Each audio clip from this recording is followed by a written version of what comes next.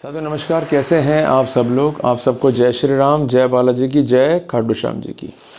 साथियों एक recent judgement आया है ऑनरेबल बॉम्बे हाई कोर्ट का, जिसका टाइटल है एक्स बनाम स्टेट ऑफ महाराष्ट्र।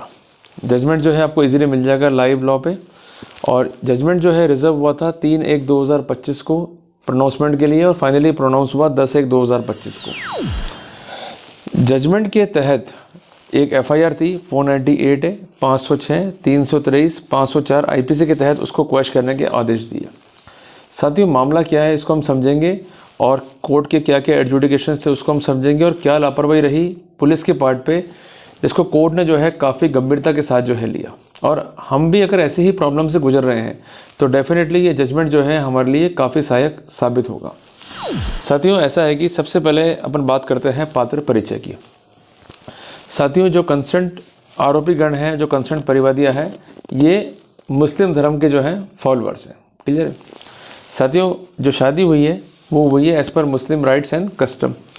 शादी के बाद जो कंसर्न लेडी थी उसका ये कंप्लेंट था कि ये मुझे मेंटली और फिजिकली हैरेस करते हैं, मुझे ह्यूमिलेट करते हैं, और मैं अपनी मैरिज को जिस कारण से सर्वाइव नहीं कर पा रही हूँ, और जो क्राइम हुआ है जिसके लिए इन्हें प्रोसिक्यूट किया जाए। ये बात मैं संक्षेप में कर रहा हूँ।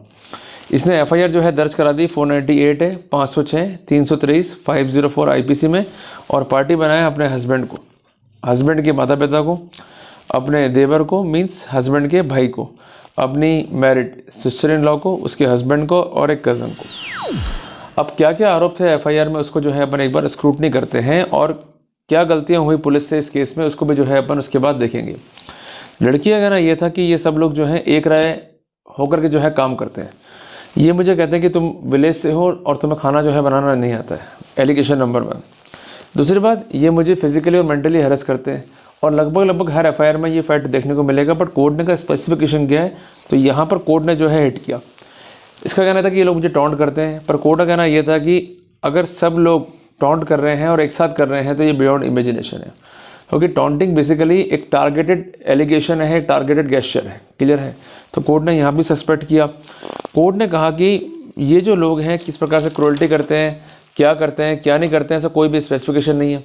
इसके अलावा ये भी आरोप था कि जो सिस्टर इन लॉ है ये भी हैरेस करती है, इसका पति भी हैरेस करता है, पर कोर्ट ने कहा कि एफआईआर में ऐसा कारण ही नहीं है कि जो मैरिड सिस्टर इन लॉ है वो साथ में क्यों निवास कर रही है अपने ब्रदर के। और यहाँ पर एक फैक्ट इंपॉर्टेंट था सिस्टर इन लॉ के पार्ट पे, उसने आधार कार्ड जो है प्रोड्यूस करे कोर्ट में। उसका कहना कि भाई शादी के बाद तो हम कहीं और रहते हैं, जब हम कहीं और रहते हैं तो हम साथ में कैसे रह सकते हैं। तो ऐसे सिनेरियो में जो भी एलिगेशंस हैं वो एब्सर्ड है, मेलाफाइड है, मिसयूज ऑफ प्रोसेस है। इसके अलावा कहना ये था उनका कि एलिगेशंस जो है जर्नल है, एलिगेशंस जो है किसी भी रूप में कॉरोबरेटिंग एविडेंस के साथ नहीं है, और जो भी एलिगेशंस हैं जिसका एक ही टारगेट है हमें हैरेस और ह्यूमिलेट करना। और लड़की ये कहती है कि चूँकि मेरे माता पिता से डिमांड की गई, मुझसे डिमांड की गई, और इनका कहना यह था कि अगर 5 लाख रुपए जो है नहीं दिए गए अपने हस्बैंड की नौकरी को परमानेंट करने के लिए तो आपका हस्बैंड जो है साथ में नहीं रहेगा, आपके साथ रहवास सहवास नहीं करेगा। और उसने मेरे साथ जो है कोएबिटेशन जो है सीज कर दिया, और इस पूरी कॉन्स्पिरेसी में ये सब लोग जो है एक रहे थे। मैंने ये बात जो है इन्फॉर्म करी अपने फादर को, उन्होंने बात करी इनके रिलेटिव से, ये भी इसका आरोप था। और अल्टीमेटली जब कुछ नहीं हुआ तो मुझे मजबूरन जो है कानून की हेल्प लेनी पड़ी और एफआईआर दर्ज करनी पड़ी। तो कोर्ट में जब ये आर्गूमेंट चल रहे थे तो सबसे बड़ा हिटिंग पॉइंट ये था हस्बैंड की ओर से कि पुलिस ने इस केस में जो है महाबेईमानी करी है, अपने पद का दुरुपयोग करा है, और जो स्टेटमेंट फाइल पर हैं वो कॉपी पेस्ट के फॉर्म में, कि जो भी स्टेटमेंट है उनका पंक्चुएशन, उनका फॉन्ट, उनकी जो लिखाई है, उनका जो स्टेटमेंट देने का तरीका है बिल्कुल एक जैसा है। ऐसा लगता है कि भाई कंप्यूटर का बहुत सदुपयोग किया और स्टेटमेंट जो है कॉपी करे पेस्ट कर दिए। तो इस तरह के स्टेटमेंट को हम कहते हैं साइक्लोस्टाइल स्टेटमेंट, और ये इंडिकेटिव है कि आईओ ने अपना माइंड अप्लाई नहीं करा। कोर्ट ने इस पॉइंट को जो है फेटल माना, और कोर्ट ने अपने फैसले में लिखा भी इस बात को कि आईओ ने कुछ भी नहीं करा, केवल कट कॉपी पेस्ट करा, कंप्यूटर का सदुपयोग करा, और अल्टीमेटली बगैर किसी प्रॉपर वेरिफिकेशन के किसी इनोसेंट पर्सन की लाइफ को जो है स्पॉइल कर दिया, और इनको जो है चार्जशीट कर दिया, जो गलत था। दूसरी बात है कि जो लड़की की साइड के गवाह थे, जो उसके नेबर से उसके बयान ले लिए, बट वास्तव में जहाँ घटनाक्रम हुआ है उसके कोई बयान जो है नहीं लिए गए। तीसरी बात है जो भी घटनाक्रम लड़की ने बताया उसका कोई भी इंडिपेंडेंट वेरिफिकेशन या कॉरोबरेशन जो है नहीं किया गया। चौथी बात, फाइल पे कोई भी ऐसी एविडेंस नहीं दी जिसके आधार पर हम ये कह सकें कि एविडेंस जो है स्ट्रांग है या कॉरोबरेटिव है, या इसके आधार पर कंसर्न अक्यूज का जो है प्रोसिक्यूशन किया जा सकता है। सिर्फ ये ग्राउंड पे कि 5 लाख मांगे थे हस्बैंड के लिए कि उसकी नौकरी जो है स्थायी हो जाए, और जब नहीं दिए गए तो हस्बैंड ने कोएबिटेशन को सीज कर दिया, it can not be assume to be a cruelty. Cruelty के लिए यह इंस्टेंस फाइल पे होनी चाहिए कि हस्बैंड जो है वाइफ को इस तरह से हैरेस कर रहा है कि उसकी लाइफ और लिबर्टी जो है इन डेंजर है। और ये भी स्पेसिफिकेशंस कई जजमेंट में है कि क्रुएल्टी जो डिवोर्स के लिए वो बिल्कुल अलग है उस क्रुएल्टी से जो कि फॉर्म करती है basis for the prosecution under the criminal law. अगर हम बात करते हैं क्रिमिनल लॉ के तहत तो वहाँ पर क्रुएल्टी इस तरह की होनी चाहिए कि वो इंडिकेटिव हो कि ये क्राइम जो है कमिट हुआ है। अगर हम बात करें 498 आईपीसी की तो उसमें भी डिफाइन किया गया क्रुएल्टी को। हम बात करें बीएनएस की तो वहाँ पर धारा 85 और धारा 86 बीएनएस का जो है कंसर्न है with cruelty and dowry harassment से। क्रुएल्टी कैसी हो कि इस तरह से उसको हैरेस किया जा रहा है कि वो सुसाइड करने के लिए मजबूर हो जाए, या इसके जो घर वाले हैं उनको कोर्स कर रहे हैं, कोर्स मींस धमका रहे हैं, और इस तरह से अपन एक्ट अपॉन कर रहे हैं कि वो मजबूर हो जाए डाउरी देने के लिए, और डाउरी नहीं दी गई तो उसका आउटकम क्या होगा कि महिला का फर्दर हैरेसमेंट। तो इस तरह के एलिगेशन अगर फाइल पे नहीं है, इसके समर्थन में साक्ष्य नहीं है, तो जनरल आरोपों पर कोई भी कार्रवाई जो है नहीं की जा सकती। कोर्ट ने कहा कि बार बार हम स्पेसिफिक करते आ रहे हैं कि allegation must be specific, allegations जो हैं वो होने चाहिए supported by strong evidences, they are supported by corroborative evidence, they must be corroborated by substantive piece of evidence, general inquiry, general investigation is not permissible. अब यहाँ पर court ने जो पॉइंट आउट करा उसके आधार पर जो फैक्ट्स फाइल पर थे उसके आधार पर कोर्ट ने माना कि कोई केस जो है मेड आउट नहीं हो रहा है, और कोर्ट ने अल्टीमेटली एफआईआर को जो है क्वेश्चन कर दिया। साथियों ये फैसला जो है हमें सिखाता है 5 महत्वपूर्ण बातें यदि हम डील कर रहे हैं विद फॉल्स डाउरी केस। सबसे पहली बात, जब भी आप क्वेश्चन के लिए प्लान कर रहे हैं, डिस्चार्ज के लिए प्लान कर रहे हैं तो एफआईआर को और चार्जशीट को पूरा पढ़ लें। एलिगेशंस क्या है, उसके समर्थन में साक्ष्य क्या है, उसका कोरोबोरेशंस क्या है, सब्सटेंसिव पीस ऑफ एविडेंस क्या है, और किस तरह से वर्कआउट किया गया केस के ऊपर बाय द आईओ। अगर उसमें कोई मिसमैच हो रहा है या इनकन्सिस्टेंसी आ रही है या मेजर ओमिशंस दिखाई दे रहे हैं, मेजर जो है विरोधाभास दिखाई दे रहे हैं, दे आर रिलेवेंट। और एक बात ध्यान रखिएगा, इस तरह के विरोधाभास को इनिशियल स्टेज पर कंसिडर कर सकते हैं। इस पर guidelines of honourable Jharkhand high court titled as Pramod versus state of Jharkhand, judgement है 16/11/2022 का। दूसरी बात है कि जो जो एविडेंस फाइल पर आई है उसमें किस तरह से इन्वेस्टिगेशन किया गया, उसकी क्वालिटी क्या है, ये भी इंपॉर्टेंट है।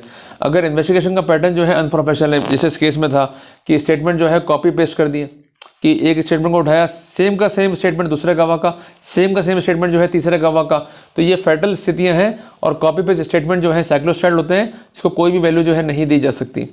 तीसरी इंपॉर्टेंट बात कि जो घटनाक्रम है उसमें किन किन साक्ष्यों को जो है इंडिपेंडेंटली कोरोबोरेट किया गया।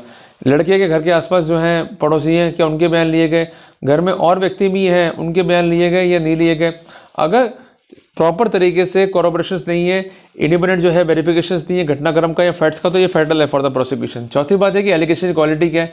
अगर एलिगेशन जो है वेग हैं, एब्सर्ड हैं, मेलाफाइड हैं, डेड एंड पर हैं, इसको कोई वैल्यू जो है अटैच नहीं कर सकते। और सबसे इंपॉर्टेंट बात, कई बार ऐसा होता है कि आपके जो माता पिता हैं या आपके भाई बहन हैं जो दूर रह रहे हैं उन तक को पार्टी बना दिया जाता है।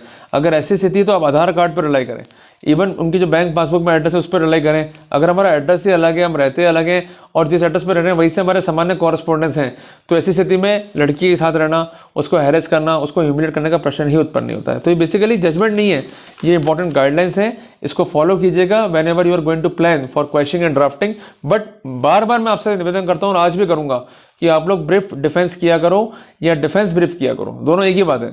अगर वो नहीं करोगे तो आप मारे जाओगे। वो करना कैसे है, सबसे पहले आप लोगों को देखना है एफआईआर को, फिर देखना है आप लोगों को चार्जशीट को, और उसमें पॉइंट्स निकालने हैं। जैसे लड़की कहती है कि भाई मुझे मारा पीटा गया, इस तारीख को मारा पीटा, और आपका कहना है कि मैं इस तारीख को यहाँ मौजूद नहीं था, मैं कहीं और था, तो आपका ये डिफेंस जो है उसके फैक्ट को हिट कर रहा है। तो इस पॉइंट को तैयार करते हुए उससे प्रॉपर जो है एनालिसिस आप कर लें, और लॉ पॉइंट की लाइट में जो है आप एक डिफेंस पॉइंट तैयार कर लें, ताकि जब भी कोर्ट में लड़ाइयाँ हो तो आपका डिफेंस जो है हिट नहीं हो। भले हम लड़ रहे हैं ट्रायल कोर्ट में, या हम लड़े डिस्ट्रिक्ट कोर्ट में, या हम लड़े हाई कोर्ट में, या लड़े सुप्रीम कोर्ट में, our defence should be static and must be consistent, must not be contradictory. कहीं ये ना जाए कि आज वकील दूसरा है तो उसका अपना डिफेंस चल रहा है, फिर वकील चेंज हो गया तो डिफेंस चेंज कर दिया। इसलिए हमेशा मैं कहता हूँ कि वकील के पास जा रहे हो तो टाइम पास करने के अलावा अगर आप सिंसियरली जो है काम कर रहे हो अपने केस पे तो आप जीत जाओगे।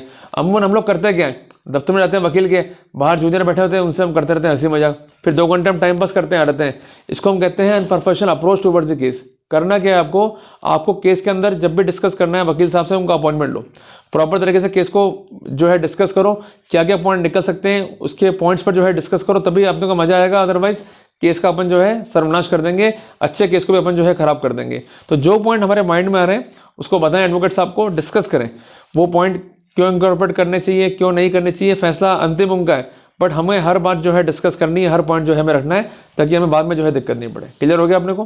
तो ये इंपॉर्टेंट गाइडलाइंस है, और इस केस में जो है क्वेश्चनिंग में जो है काफ़ी हेल्प मिली हस्बैंड को, तर्क और उसके समर्थन में रखे गए लॉ पॉइंट्स की लाइट में। तो आप भी मेहनत करें, अपने लॉ पॉइंट्स को तैयार करें, अपना डिफेंस जो है प्रॉपर रेडी करें, उसके बाद ही क्वेश्चन के लिए या डिस्चार्ज के लिए मूव करें, so that we could get a success. जल्दी मिलते हैं अपन एक नए टॉपिक के साथ।